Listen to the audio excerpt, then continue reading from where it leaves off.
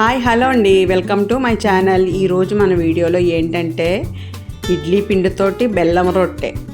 ఈ బెల్లం రొట్టె ఎంతో టేస్టీగా చాలా సింపుల్గా ఎలా చేసుకోవాలో వీడియోలో చూపిస్తాను, చూసేయండి. ఇక్కడ నేను 1 కప్పు ఇడ్లీ పిండి తీసుకున్నాను. ఇక్కడ మీ ఇష్టం ఎంతైనా తీసుకోవచ్చు.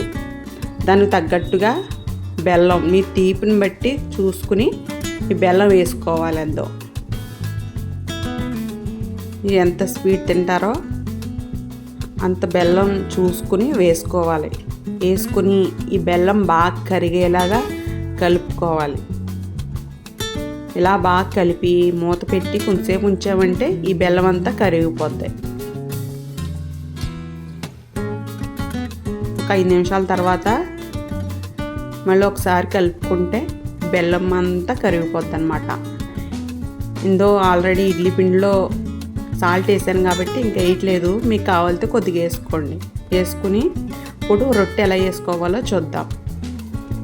ఇప్పుడు స్టవ్ వెలిగించుకొని పెనం పెట్టి ఇక్కడ మీరు నెయ్యి కానీ నూనె కానీ వేసుకొని మనం కలిపి పెట్టుకున్నాం కదా ఇడ్లీ పిండి వేసుకోవాలి. ఆయిల్ ఈటెక్కిందో లేదో చూసుకుని పిండి సగం వేసుకోవాలి. సగం వేసుకొని మంట మాత్రం స్లోలో పెట్టుకుని ఒక 5 నిమిషాలు మూత పెట్టి బాగా కాలనివ్వాలన్నమాట. ఈ రొట్టె మధ్య మధ్యలో చెక్ చేసుకోవాలి మాడిపోతుందో లేదో. కొంతసేపటి తర్వాత ఒకసారి మూత తీసుకొని కాలిందో లేదో చూసుకోవాలి. చూసారా, కొంచెం లైట్గా గోల్డెన్ కలర్ వచ్చింది. ఇలాంటప్పుడే ఒక సైడ్ బాగా కాలింది కదా, ఇంకొక సైడు తిప్పుకోవాలన్నమాట.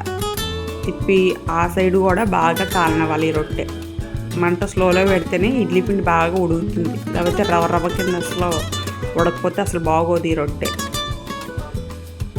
కొంతసేపటి తర్వాత ఇంకొక సైడ్ కూడా కాలిపోద్ది. చూసుకోవాలి కాలిందో లేదో. చూడండి, ఇలా గోల్డెన్ కలర్ వచ్చిన తర్వాత ఈ రొట్టె బాగా కాలింది. ఒక ప్లేట్లోకి తీసుకోవాలి. ఇంత మెత్తగా సాఫ్ట్గా ఉంటుంది ఈ రొట్టె.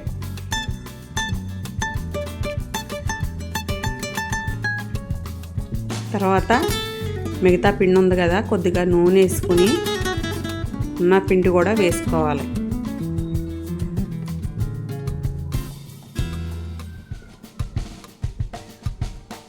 వేసుకొని మళ్ళీ మూత పెట్టి ఇది బాగా కాలనిచ్చే వరకు ఉంచుకోవాలి. కొంతసేపటి తర్వాత మూత తీసి ఇంకొక సైడ్ తిప్పుకోవాలి.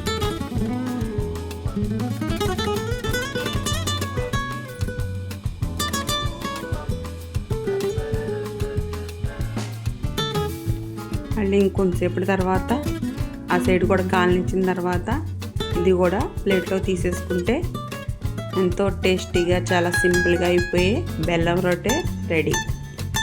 ఇది ఒకసారిగా పిండి అంతా వేసుకోవచ్చు, కానీ ఇక్కడ నేను 2 రొట్టెల కింద వేసాను అన్నమాట.